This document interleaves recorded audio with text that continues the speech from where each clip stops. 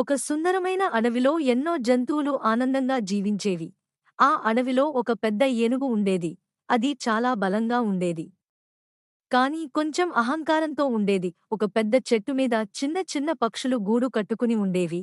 అవి తమ పిల్లలతో ఆనందంగా జీవించేవి. ఒకరోజు ఆ ఏనుగు కోపంతో ఆ చెట్టును కదిలించింది. చెట్టు బలంగా ఊగిపోయింది. పక్షుల గూడు కింద పడిపోయింది. పిల్లలు, గుడ్లు నాశనం అయ్యాయి. పక్షులు చాలా బాధపడ్డాయి. మనకు ఇది ఎందుకు జరిగింది అని ఏడ్చాయి.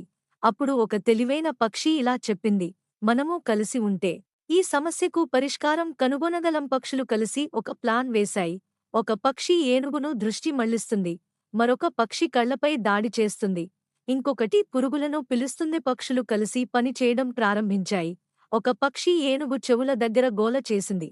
మరో పక్షి కళ్ల దగ్గర కొట్టింది. పురుగులు వచ్చి ఏనుగును ఇబ్బంది పెట్టాయి. ఏనుగు భయపడి ఏం జరుగుతుందో అర్థం కాక పరిగెత్తింది.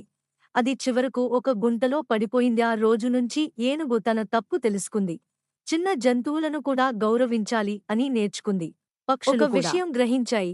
కలిసి ఉంటే ఏదైనా సాధ్యం. నీతి, మోరల్, ఐక్యతలో శక్తి ఉంది. చిన్నవాళ్లను తక్కువ అంచనా వేయకూడదు. పిల్లలు, కథ నచ్చితే లైక్ చేయండి. మా ఛానల్ను సబ్స్క్రైబ్ చేయండి. మరిన్ని సరదా కథలు త్వరలో